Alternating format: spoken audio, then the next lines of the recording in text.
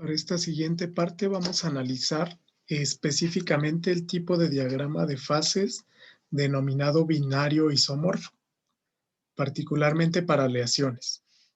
Este tipo de diagrama se presenta de manera muy común en aleaciones con solubilidad ilimitada.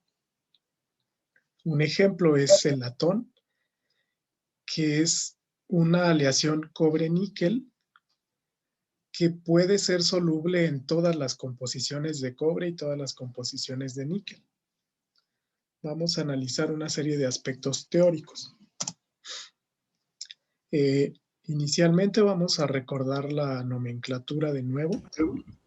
Vamos a comentar este tipo de diagramas de fase generalmente se expresan en % masa o % peso de uno de los componentes.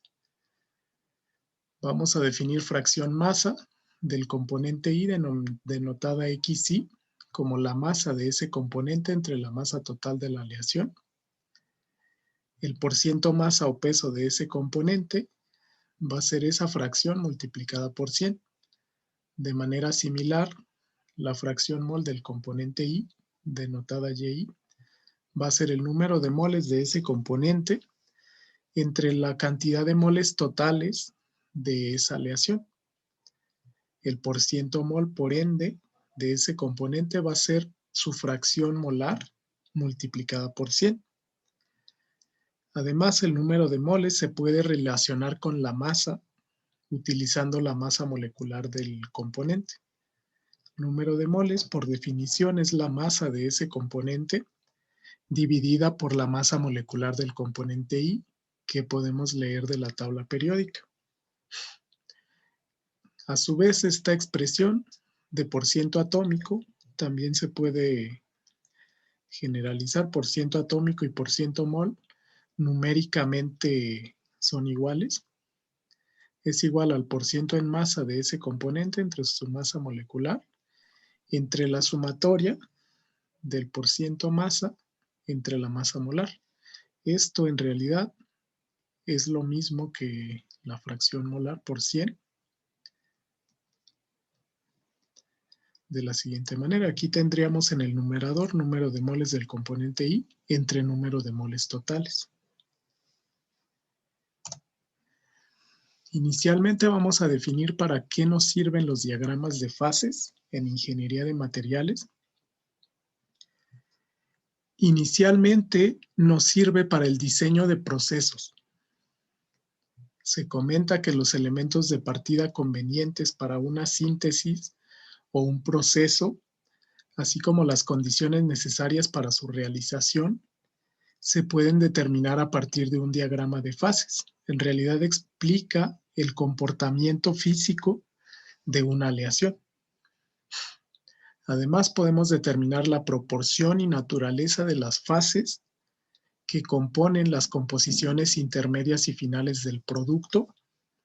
Puede ser una aleación, puede ser un cerámico, etcétera, en función de variables termodinámicas, principalmente temperatura y presión. Además, nos sirve para leer de manera gráfica la temperatura donde se forma la primera fase líquida y su evolución de la temperatura. También podemos leer la temperatura donde se forma la primera fase sólida. Podemos determinar la solubilidad de una fase en otra a partir de diferentes tipos de reacciones químicas que ocurren en ese tipo de diagramas. Las reacciones que puede sufrir el material en función de la temperatura se pueden resumir también en un diagrama de fases, además de las previsiones sobre qué fase o qué estructura cristalina va a tener un material y algunas de sus propiedades. Esto no solamente de manera cualitativa, sino también, como vimos con la regla de la palanca, se puede utilizar de manera cuantitativa. Inicialmente vamos a denominar un tipo de diagrama que se llama diagrama de fases binario isomorfo,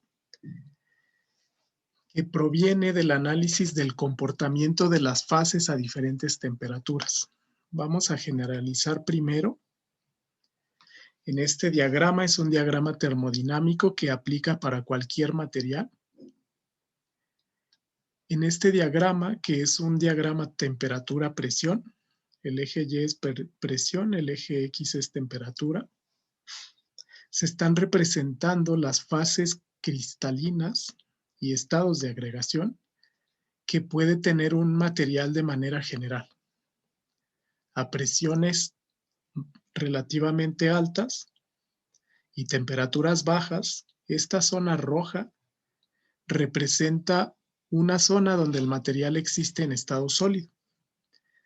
Esta zona gris, que es para temperaturas elevadas y presiones más bajas, representa una zona donde ese material es gas. La zona azul, temperaturas y presiones medias, representan la fase líquida. Vamos a denotar dos puntos de interés. Uno, el denotado punto triple, es un punto donde coexisten las tres fases de agregación, sólido, líquido y gas. Ese punto, llamado punto triple, representa el dato de presión y temperatura para las cuales una sustancia coexiste en los tres estados de agregación. Otro punto de interés es el punto crítico. Representa un punto más allá del cual este material ya no se puede comprimir. Ese punto se encuentra a una presión crítica y a una temperatura crítica. A partir de esos puntos de interés, se denomina fluido supercrítico a un material que está encima de su punto crítico, arriba de su presión crítica y arriba de su temperatura crítica. Un fluido supercrítico se le denomina así precisamente porque está encima de sus puntos críticos, además de que no es posible comprimir este material. Cada una de las líneas que separan las zonas por colores son líneas de equilibrio, es decir, líneas donde coexisten ambas fases. Por ejemplo, aquí arriba coexiste fase líquida más fase sólida. Acá abajo coexistirá fase líquido más fase gas.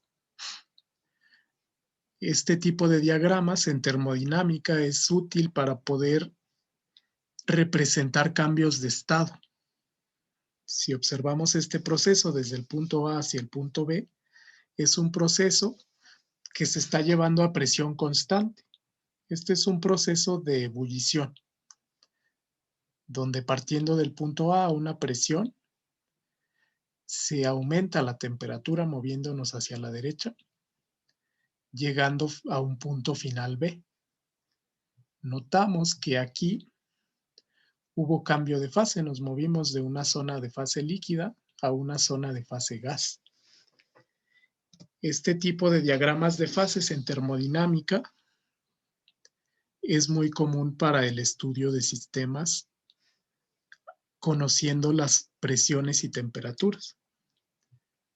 En ingeniería de materiales nos vamos a enfocar principalmente en la zona o en la interfase de sólido a líquido. Es decir, en esta zona donde cambiamos de fase sólida a fase líquida.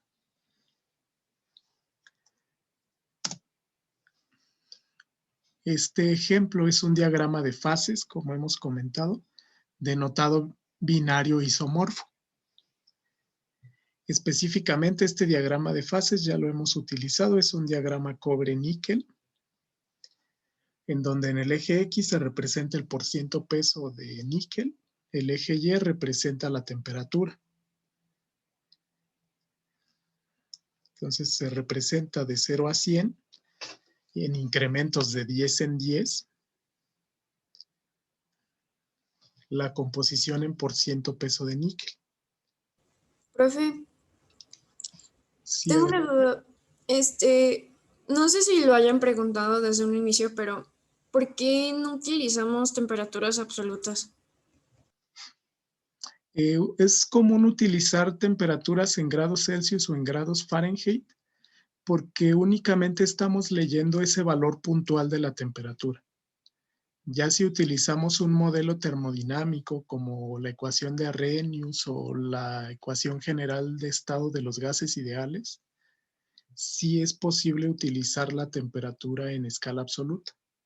En este caso solamente es para denotar la temperatura. Finalmente, si nosotros leemos, por ejemplo, aquí 1200 grados Celsius, podemos leer ese mismo valor en su correspondiente temperatura Fahrenheit.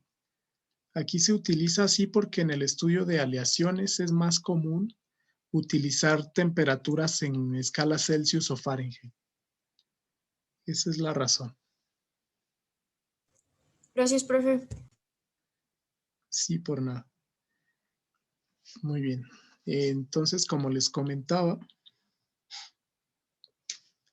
precisamente un diagrama de fases representa las zonas de este material de temperatura y composiciones para las cuales se va a tener una misma fase. Por fase aquí me refiero a estado de agregación.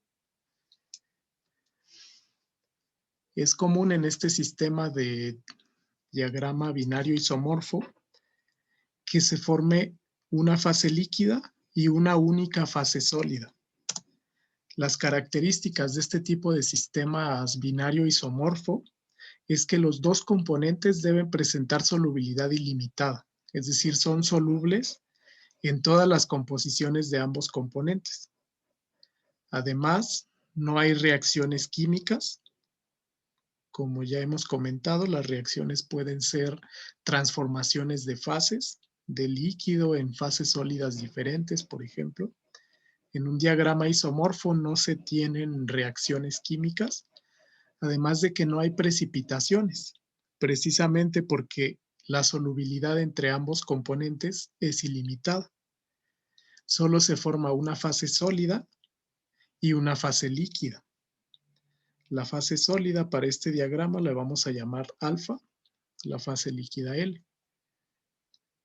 Entonces, estas zonas que denotamos son tres, representan primero la fase líquida, la fase sólida alfa acá abajo, y la región central dentro de estas líneas rojas representa una zona donde coexiste alfa más líquido. En este caso, por ejemplo, el punto A representaría una zona con 100% fase alfa. Si yo dibujo acá otro punto, por ejemplo, un punto C, representaría una zona donde es 100% fase líquida, y este punto B representa una zona donde se tiene una coexistencia de esas fases, como ya hemos comentado.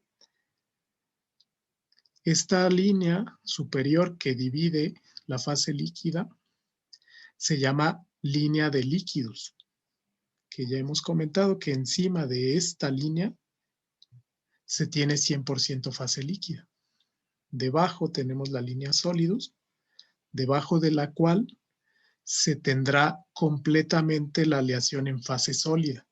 De esta manera podemos predecir puntos de fusión de una mezcla cobre-níquel. Vamos a analizar cómo se construiría este diagrama de fases.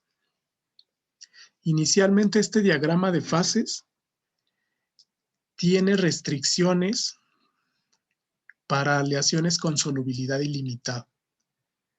Estas reglas que presento aquí son reglas generales de cuando una aleación presenta solubilidad ilimitada, es decir, en qué casos los dos metales que forman la aleación son solubles completamente. Hay 4 puntos específicamente que se llaman condiciones de Hume-Rothery. Acá abajo está la referencia. El primer factor es el tamaño de los átomos. Las aleaciones que presentan estas 4 características son aleaciones de solubilidad ilimitada. El primer factor es el tamaño. Los átomos deben tener un tamaño similar. Específicamente se comenta que no debe ser mayor a 15% de diferencia en el radio atómico. Eso para minimizar la deformación de la red. La segunda parte es que deben tener la misma estructura cristalina para que se evite la formación de nuevas fases. Además, la valencia de los átomos debe ser la misma también para evitar la formación de nuevos compuestos. Es decir, el número de oxidación debe ser igual. Además de que deben tener una misma electronegatividad o muy similar. Por ejemplo, en esta tabla periódica se representa de manera relativa el tamaño del radio atómico de diferentes elementos. Vamos a centrarnos en esta zona.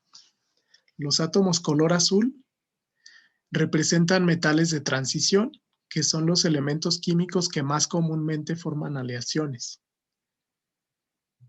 Tenemos el hierro, cobalto, níquel, cobre, zinc, oro, plata, cadmio, por ejemplo.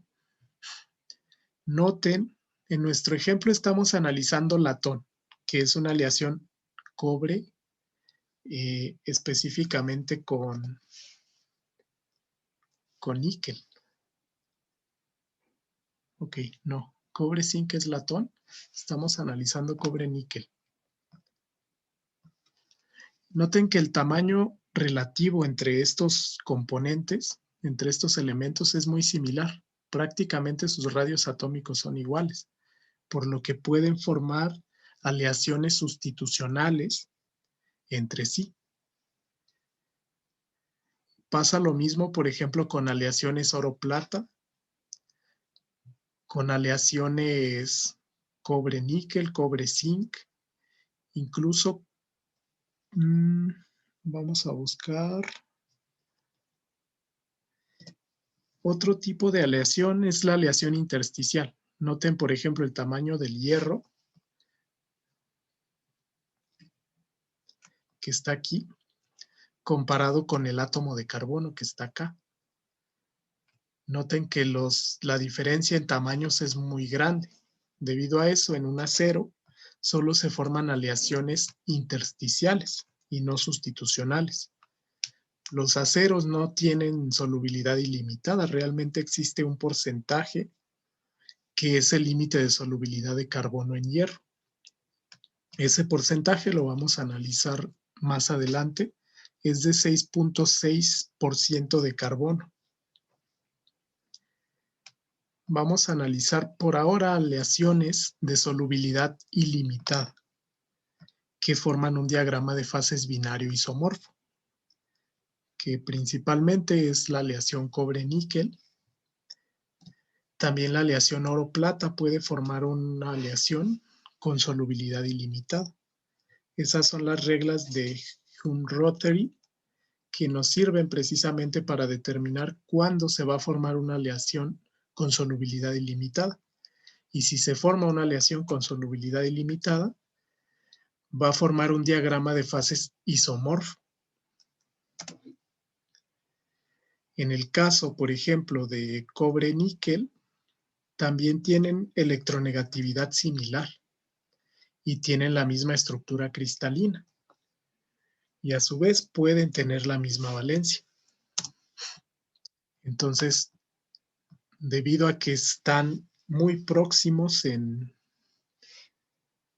la tabla periódica, el número atómico de níquel es 28, el número atómico de cobre es 29, solamente varía su estructura electrónica en un electrón. Entonces tienen electronegatividad prácticamente igual. La valencia prácticamente igual, puede variar por una unidad o 2 unidades. Además de que el radio atómico también es muy similar.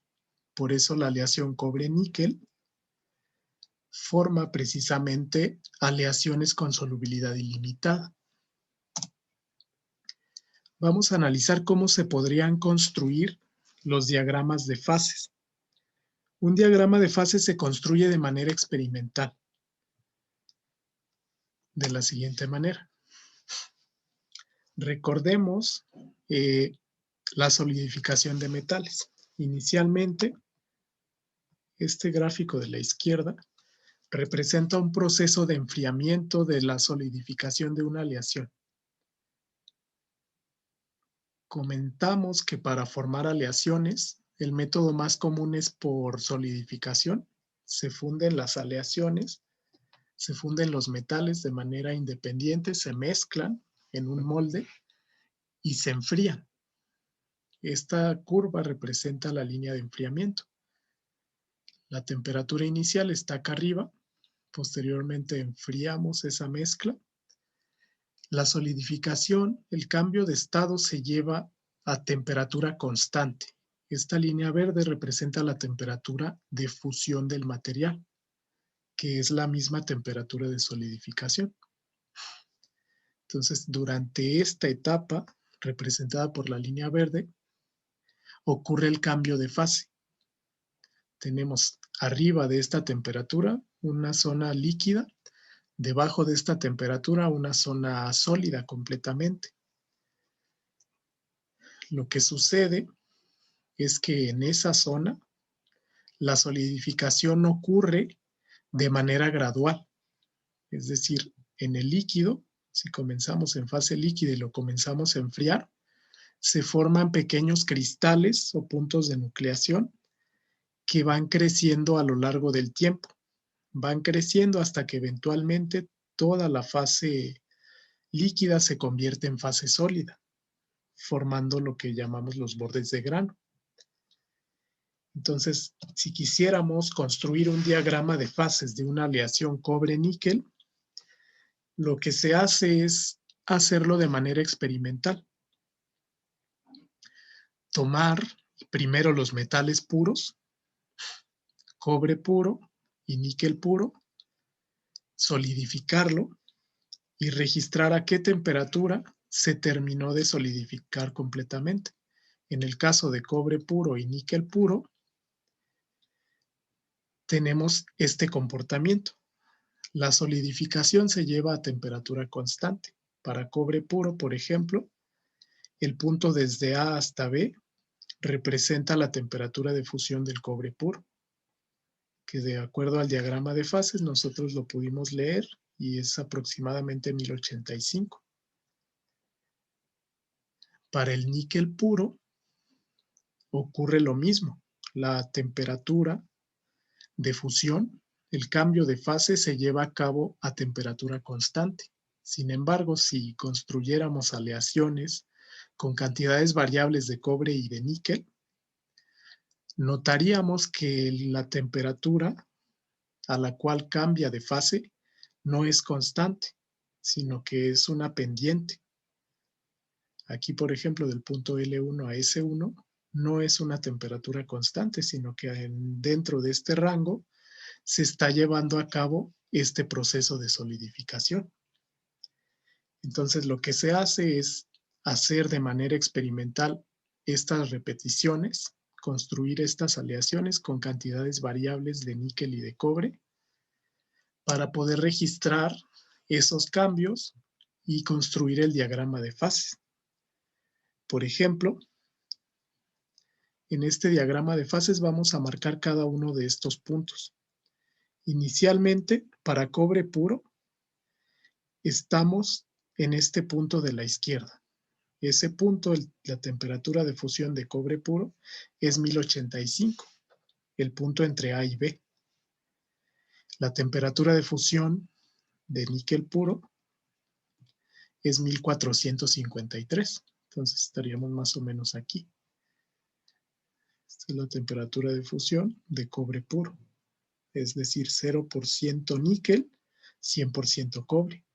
Y a la derecha tenemos una zona con 100% níquel y 0% cobre. Entonces lo que haríamos es ir registrando para cada uno de estos puntos dentro del diagrama de fases. Para la primera mezcla es esta, 20% níquel. Estaríamos en este punto. 20% níquel es una línea vertical Y el punto que estaría representado aquí es S1. Es el punto donde se forma el sólido. Vamos a marcarlo ahí. Entonces, este punto sería sólido 1. Este punto de acá arriba va a ser L1, que representa esta zona. La zona entre esos dos puntos coexiste una fase alfa más una fase líquida. Y así sucesivamente. Ahora para 50% níquel, que representa la segunda línea, 50% níquel, estaríamos aquí. Este punto es 50% níquel. Entonces ahí vamos a tener una línea sólido 2 y acá arriba líquido 2. Y así sucesivamente. Ahora para una composición 80% níquel, 20% cobre, estaríamos en esta zona. Entonces este punto representaría el punto S3 y este punto el líquido 3. Todas las zonas superiores a esas temperaturas representa la fase líquida. Líneas inferiores a los puntos S1, S2 y S3 representaría la fase alfa, que es 100% sólida. Regiones intermedias, como esta, o como esta, son regiones donde coexiste la fase líquida más la fase alfa, que de acuerdo a nuestra imagen de solidificación, estarían representadas por una zona líquida donde una porción ya ha solidificado. Son partículas que pueden estar flotando sobre ese líquido en la aleación. Entonces, para un diseño de un proceso en ingeniería de materiales, necesitamos ubicar claramente las zonas donde es 100% líquida o 100% sólida. Y esto se realiza de manera experimental. Cada una de estas aleaciones representa un % peso. Podríamos mezclar, por ejemplo, 20 gramos de níquel con 80 gramos de cobre para formar la primera aleación 20%. Y así sucesivamente. Entonces, en un diagrama binario isomorfo, esta es la manera en la que se construye. Aquí bastaría para estos puntos, por ejemplo, 5 puntos. Cobre puro, la primera aleación con 20% níquel, la segunda con 50% níquel, la tercera 80% níquel y finalizando en níquel puro, perdón. Esta es la forma en la que se podría construir un diagrama de fases. Usualmente se construyen de manera experimental, aunque también es posible predecirlos mediante algunos métodos termodinámicos. Algunos modelos termodinámicos suelen incluir funciones de estado como energía libre de Gibbs para poder predecir en qué composiciones de esta aleación se llega al equilibrio.